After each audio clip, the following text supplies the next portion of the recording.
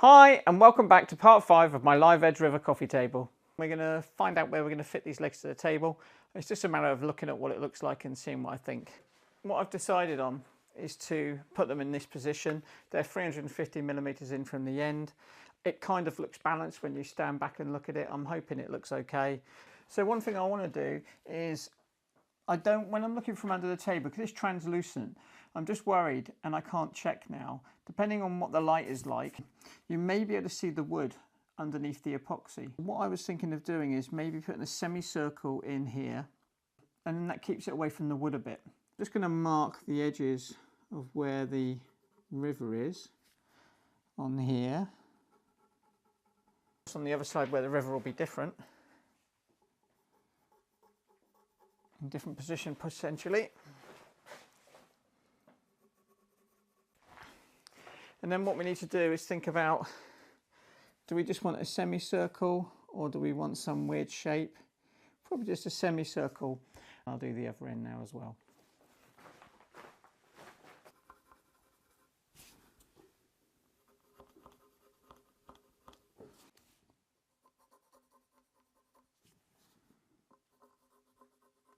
Okay, so the next thing, let's go out to the workshop and cut these semicircles, bring them back in, make sure they're right, and we'll go from there. Now I marked on both sides where the river was because of course the river might not be going straight through the leg, it might have waved slightly. I'm just going to see if I can line these up approximately, and if they're not, we'll go with the furthest one out as being the one where we need to cut to. There, and this one. See, it's that one over there, it's the one. So that one's marked out.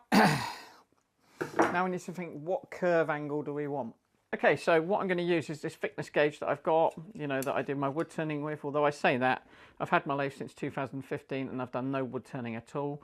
I went on a 2-day course with a guy called Don White down in Devon, I think it was, or some way down that way. And since then I've done nothing. I've got the lathe and never used it. So let's try and use this for the arc. Okay, so what I've done, if you can see that, I've drawn a centre line down here and I've moved that up until I think is about right. So I think we want to follow this now.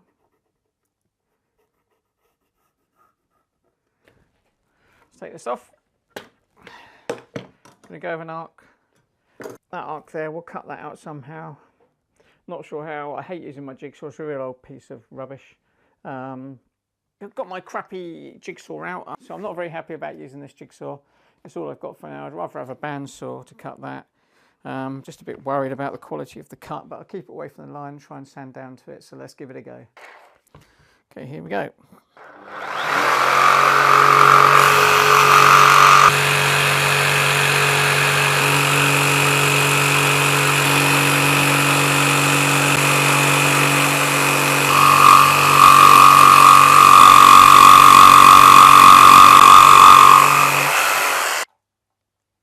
That was a bella cut.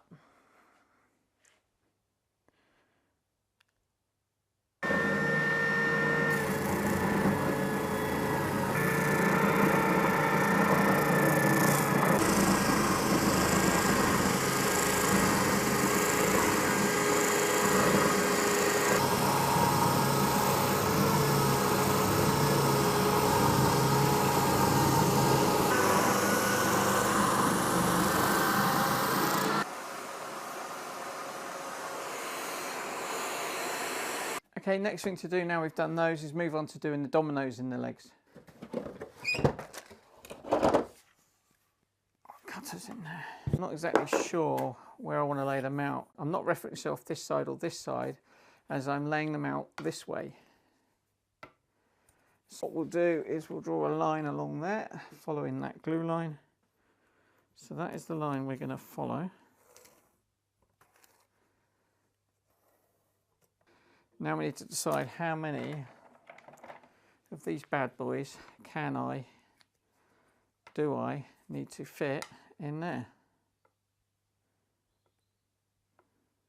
Do you think 5's too many? Do you think 3 is enough? Do you think 4 is enough? And then on this side it might be different. Yeah, it's narrow there. It's a bit interesting. Why is that narrower? So on this side, maybe just 3. I just got worried then for a minute. I was thinking, why is that not in the centre? Maybe I've messed up. I don't know. Okay, so I think 4 on that side, 3 on this side. Yeah. 1 there. 2 there. 3 there. 4 there. 1 there. 2 there. 3 there. See this cutter here? Cutter for the domino slot. It's actually 10 millimeters from the center of that to the face plate here. Wherever I want this cut, I can draw a reference line 10 millimeters away, and then I can align this face plate here with the second line, and then my domino will cut in the place I want the domino. So I just did a quick test there, and that's working fine. We'll mark 10 millimeters away from those lines.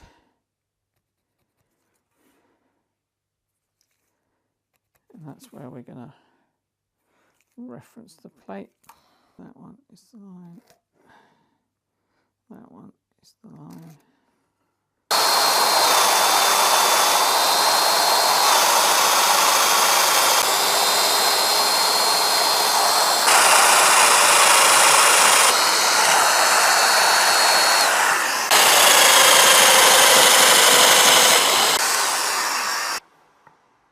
Okay, that's the first foot.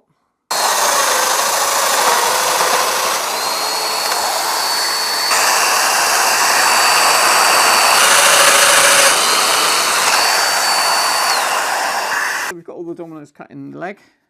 We're going to do one test leg first, then we're going to take it in, because if I do get this wrong and it's not quite right, I do have other spaces I can put dominoes. What I need to do though is, dominoes when you're dry fitting are very tight.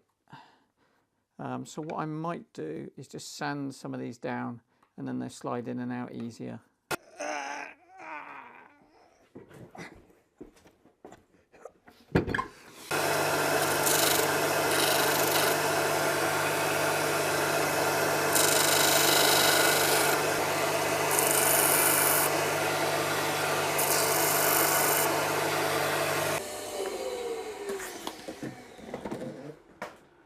Okay, so what I've done is just sanded off the ends there and sanded the face slightly, and then they slip in easier for a nice dry fit, and I can get them out easy, apart from that one. Now we've got them in there, let's take this inside, put it on the table and see what we got. Okay, so I've got the leg balanced here now.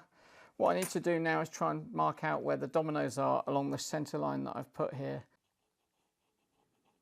Mark where they are, where those dominoes hit the table, and then we've got to try and get some that match that in the table. What I've done is just mark where the domino hits the table and along the side like that. So I've now marked on the table where the dominoes hit the table. Next thing to do is to get the domino machine and cut into the table and hope that they're in the right place. Wish me luck. So I've marked up where these dominoes go, and now it's time to hope for the best and see if I can cut them in the right place. This time on the first one. Oh, this hose is a pain in the...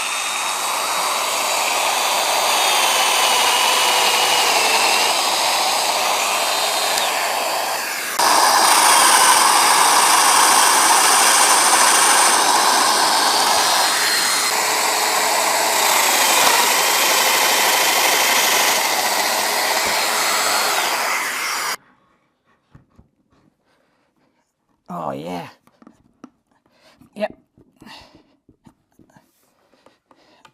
I'm brilliant, brilliant. Need a bit of a knocking down. I just need to trim the dominoes off because they're slightly too long, because I did 20mm in the table. 28's the maximum I can do in the leg. That's 48, they're 50 long. We need a bit of space for the glue, so I'll take off 5mm off the dominoes. So that's great. So I've managed to do that. I've not used the domino before really. I've made one bathroom cabinet with it for my son's bathroom. So this was a bit difficult to get my head around it, but it worked out okay. Let's go back into the workshop and then put the dominoes in the second leg. There, and then there.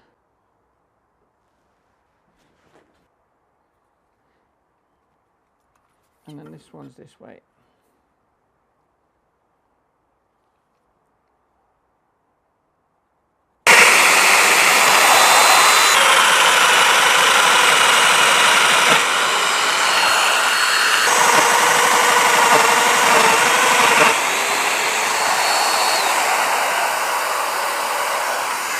So we're just going to fit the second leg now.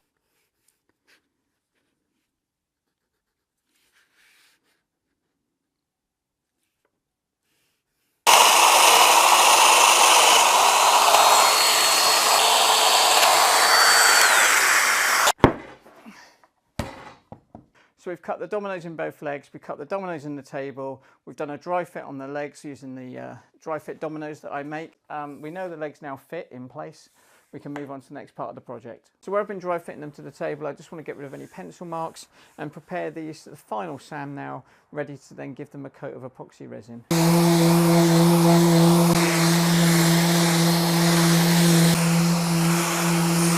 Happy with that? That's that leg done, let's crack on with the second leg. The legs are now both sanded, they're all prepared. Now it's time to go inside and coat them in resin. So we're going to now epoxy these legs. To do that though, I need to protect this edge here, which is going to be butting up to the table, and that's where it's going to attach to the table. We don't want any epoxy resin getting in the domino holes or on this edge.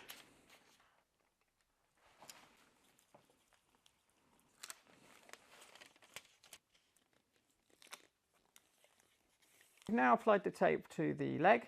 So the next thing to do is mix up some resin and let's get pouring. Up until now I've been using not cut glass cast. It's been taking 72 hours to cure because it's a real slow curing resin, although it can pour really thick. Now I've also found out they do a resin, it's a new product to them, that can pour really thick and it cures in 6 hours. So that's even better, and I wish I'd have used that ages ago because this table would have finished in a third of the time. Okay, I'm not sure what I've got in there, but let's just see, 70, so another 10 mil. So we've got 80 grams of hardener, so that's 4 8 of 32. So 32 grams of the hardener. So let's mix that up for a good 2 minutes. Okay, that's thoroughly mixed up. I'm not sure if I've got enough resin, but we'll pour some on and have a go.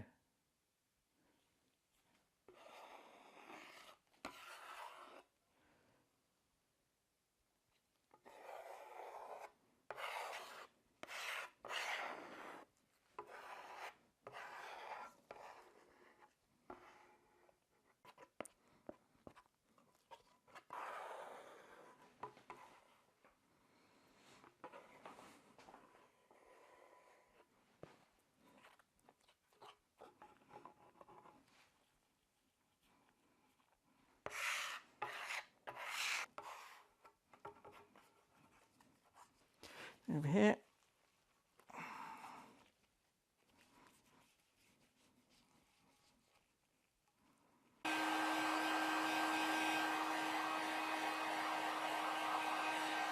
The two legs have had their first coat. We'll leave that for 6 hours, get us a new resin, and let's see what it's like.